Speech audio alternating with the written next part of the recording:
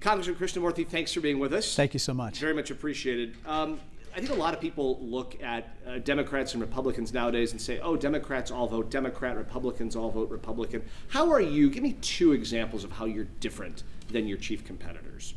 Well, I think that on the one hand, I was a small business person, but I've also had experience in the private and the public sectors.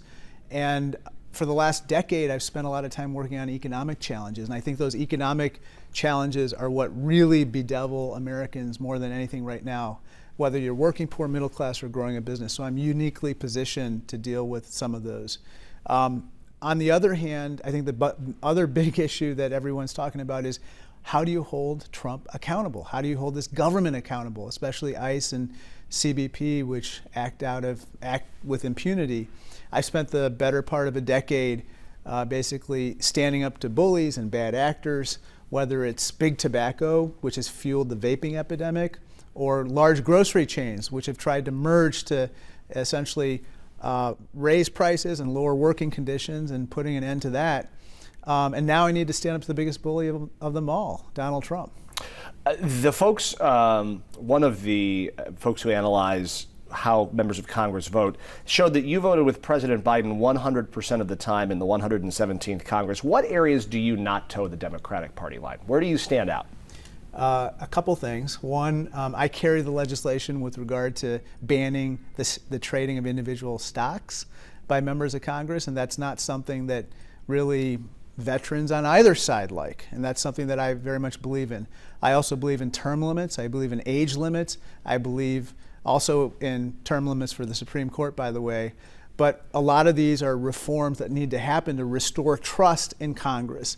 And as I said, I'm carrying the legislation on some of that, and it needs to move forward. And what do you make of your critics, and I know we talked about it before we started rolling, who say that your legislative portfolio isn't as hefty as it should be for someone who's been in office for 8 or 9 years?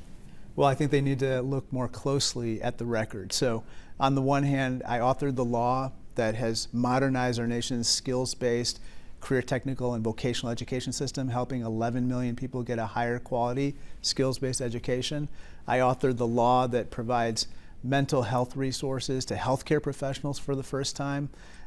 It turns out that I've sponsored or co-sponsored almost 80 pieces of legislation that have become law.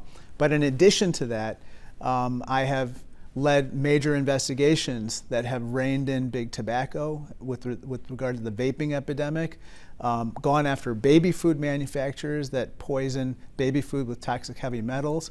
My office has closed almost 14,000 constituent services cases, and I've delivered money to the Chicago area from the federal government, including $1 million to Cook County Health to take care of our residents, $1 million to Hire 360 to promote minority and women contractors as well as people in the skills trade, and $1 million to Elgin to help to replace lead service lines. So I'll stack up my record against anyone. We've asked this of your chief competitors as well. What's a mistake that you've made in elected office that you'd like a mulligan on? I think that one of the mistakes I made is I think I went to Washington, D.C. Expecting one thing, and I ended up getting something totally different because of the Trump years. Trump got elected the same night that I did. And I had a certain agenda, certain set of expectations for what Capitol Hill was going to be like, and I've never known normal. It's been a total roller coaster for me personally and professionally, but also for the country.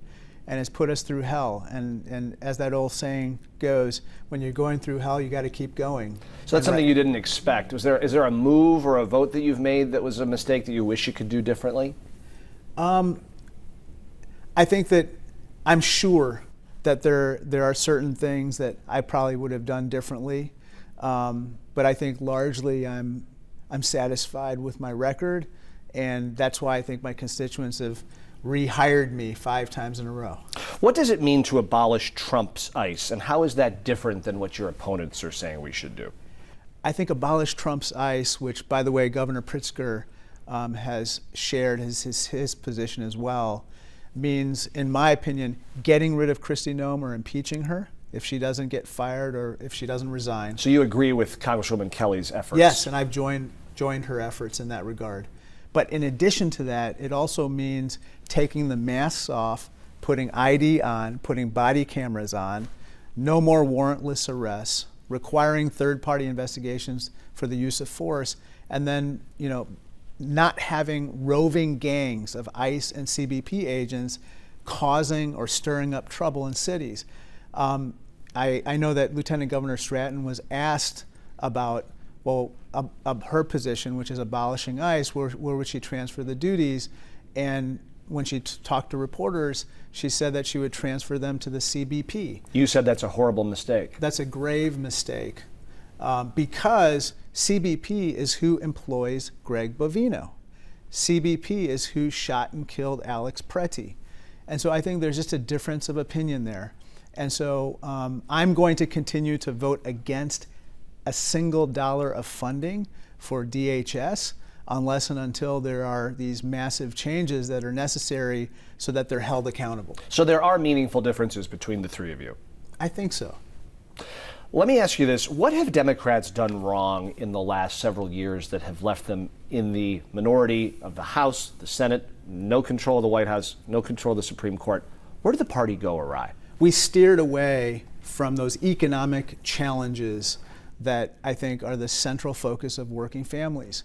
I think that we need to return to our DNA, our roots as the party of economic opportunity.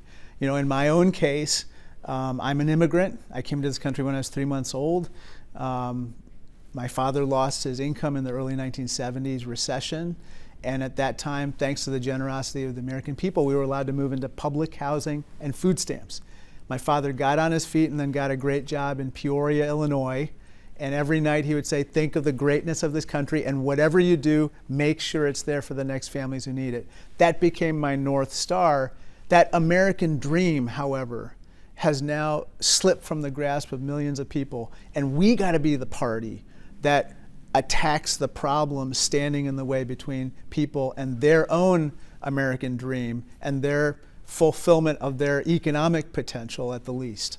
You talked about coming to Congress the time that President Trump came into office. Is there anything that the Trump White House, either version of it, has done that gets your seal of approval? That you say, you know what, I don't like a lot of it, but I like that? Yeah. Well, look, I think that the Trump White House did a good job of identifying one thing, which I agree with, which is that workers, especially manufacturing workers, have really been hurt by our trade policy over time, especially with China. And there, the Chinese Communist Party has weaponized trade policy to basically steal intellectual property, take manufacturing away from the US. And we need to level the playing field. I think Joe Biden started to do a good job on that score. However, levying tariffs on everything from everywhere, which is what Donald Trump has done, means that you are basically hiking prices on everything for everyone. So what did the Trump White House do on that front that gets your seal of approval? Putting a focus back on manufacturing in the U.S., I think that's a good idea for various reasons. Not only is it good for our economic security, but it also helps people climb into the middle class. On the part of what the Democrats did wrong, obviously your goal here is to win a Democratic primary and then win the Democratic seat in Illinois. But what does the party need to do to widen the tent, to try to throw some chum in the water, to get former Trump voters to come blue?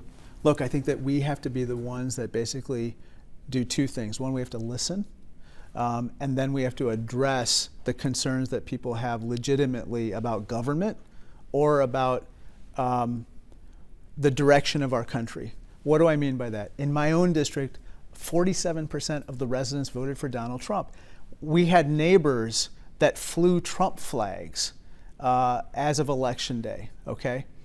Now, some of these flags have come down now. I think there's buyer's remorse, but I'm not sure that they have entirely bought what we are selling as a party. And so for us to get these people back, the voters who voted for Trump, maybe they voted for Obama, maybe they voted for Biden the first time, we need to address their economic challenges. So, for instance, we got to be the party that is talking about, okay, how do we bring economic activity to the south and west side of Chicago, or rural Illinois, or East St. Louis, places that unfortunately have not boomed even as other parts of the country have.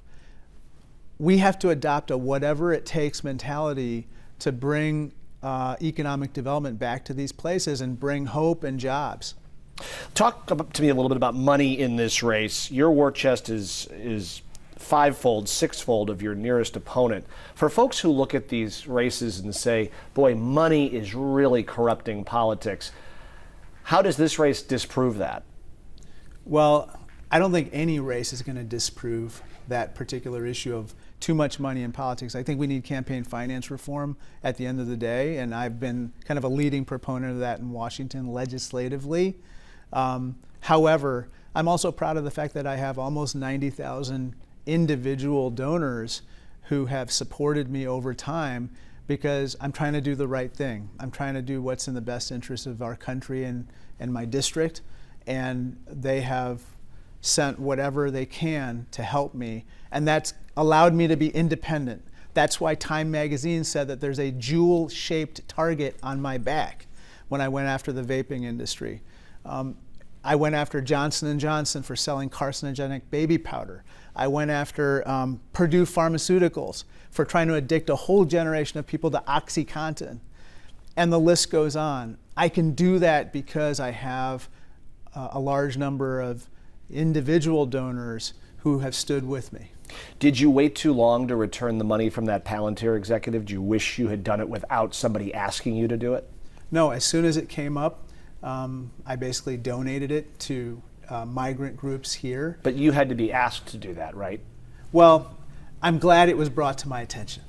And I noticed that my opponent, Lieutenant Governor Stratton, has received tremendous support from the DLGA, the Democratic Lieutenant Governors Association, which has solicited hundreds of thousands and received hundreds of thousands from private prison companies and ICE contractors.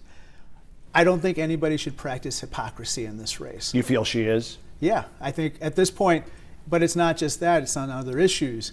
But at the end of the day, let's end the hypocrisy. Let's focus on issues that working people have, which is they're struggling right now. They can't afford their housing, their groceries, they can't afford their education, they can't afford to retire. And so let's try to put forward those ideas that would address those particular issues. We're sitting across from Chicago City Hall right now. If Mayor Johnson decides he is going to run again, can he count on your support? Well, what I would say is this. He needs to make a case, okay? And I'm going to be looking very closely. I don't know what his intentions are. But as I've said before, I want to hear what is going to happen in another administration or the rest of this administration with regard to bringing people together. When we are attacking each other or when there's too much division, then we can't attack our problems.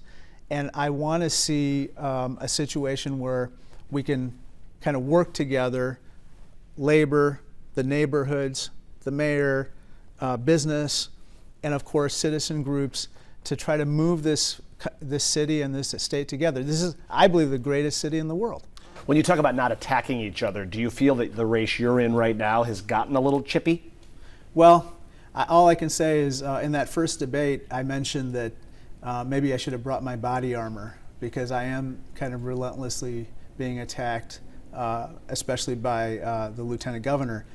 But that's fine. I just got to, Are they fair or unfair attacks? Well, I mean, I think that when you say, for instance, that the sum total of my record is renaming post offices, that is quite a bit off base. And so that all being said, I have to address the issues that are brought up, and then I think try to address, the questions that the voters have, which is how do you help me to have a better economic future?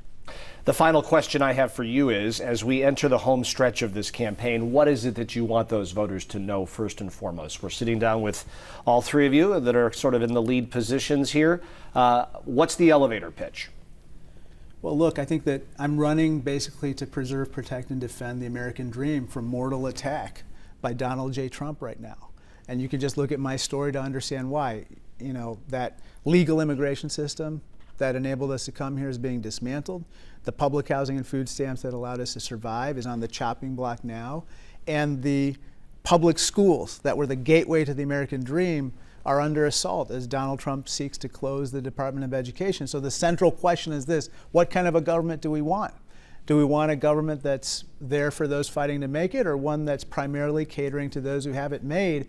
And I think we need a government that's trying to cultivate the American dream for everyone, regardless of who you are. And so that's why I'm running for Senate. And so if I can make progress, if I were privileged to be the U.S. Senator and make progress so people feel like their economic future and their government reflects a better version of what we're seeing right now, I think that will be progress. Congressman Raja Krishnamoorthi, thanks for your time. Thank you so much.